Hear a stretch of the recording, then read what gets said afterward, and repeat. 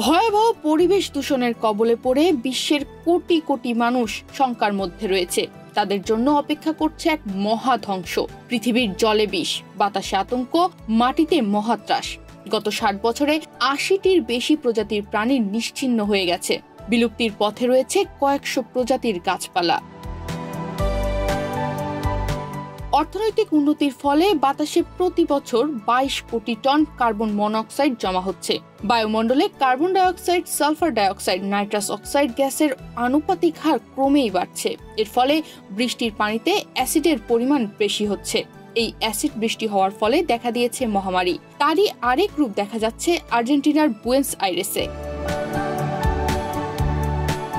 Buenos আইরেসের আভেল্লানেদার জেলার জলবায়ু এতটাই দূষিত হয়ে পড়েছে যে তাদের নদীর পানির রং পরিবর্তিত হয়ে লাল রং ধারণ করেছে। সম্প্রতি এই প্রদেশের অবস্থা দেখে শুধু বিশ্বের মানুষ নয়, স্থানীয় বাসিন্দারাও হতবাক হয়ে যান। ৫ ফেব্রুয়ারি হঠাৎ করেই নদীতে দৃশ্য দেখা যায়। সকালের প্রথম দিকে এই অস্বাভাবিক রং পরিবর্তন নজরে আসে স্থানীয় বাসিন্দাদের। দূষণের কারণে পানির রং পরিবর্তনের পাশাপাশি পানিতে ভাসমান আবর্জনায় ভরপুর এমনই চিত্র দেখা যায়, যা আবাসিক ও বাণিজ্যিক এলাকা থেকে এসে রিও দে লা প্লাতার সাথে মিশে গেছে।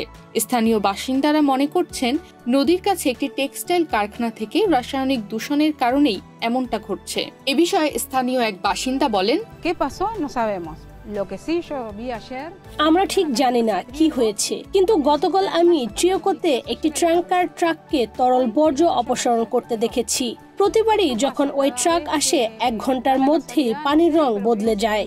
আজ দূষণ এতটাই মারাত্মক যে এটি রিও দে লা প্লাটায় পৌঁছে গেছে। পরিবেশ মন্ত্রণালয়ের লোকজন এসেছিল, কিন্তু কিছুক্ষণ থেকে আবার চলে গেছে। সব সময় এভাবেই চলে, কোনো সমাধান হয় না। আরেক বাসিন্দা আইলেন বলেন, সত্যি বলতে সবচেয়ে খারাপ ব্যাপার হলো গন্ধ। এটি খুবই তীব্র। ৭ ফেব্রুয়ারি বিকেলের দিকে বুয়েন্স আইরেসের মোবাইল এনভায়রনমেন্টাল ল্যাবরেটরি ঘটনাস্থলে এসে পানির নমুনা সংগ্রহ করে। এদিকে পরিবেশ মন্ত্রণালয় নিশ্চিত করেছে যে পানির নমুনা সংগ্রহ করা হয়েছে, যাতে এর সঠিক কারণ নির্ধারণ করা যায়। বিকেলের দিকে কিছুটা রং হালকা হয়ে এলেও স্থানীয় বাসিন্দাদের উদ্বেগ এখনো কাটেনি। পরিবেশ দূষণের জন্য পৃথিবীতে ৮০% নতুন রোগের সৃষ্টি হচ্ছে। পরিবেশ দূষণের ফলে মেরু অঞ্চলের বরফ গলে পানিতে পরিণত হচ্ছে। বায়ুমণ্ডলের ওজোন স্তরের আয়তন ক্রমেই সংকুচিত হচ্ছে। ফলে সূর্যের মারাত্মক অতিবেগুনি রশ্মি প্রাণীজগৎকে স্পর্শ করবে। দূষণের ফলে উদ্ভিদ ও জীবজগৎ আজ সম্পূর্ণভাবে বিপন্ন হবার পথে। তনিমা রহমান, বাংলাদেশ প্রতিদিন।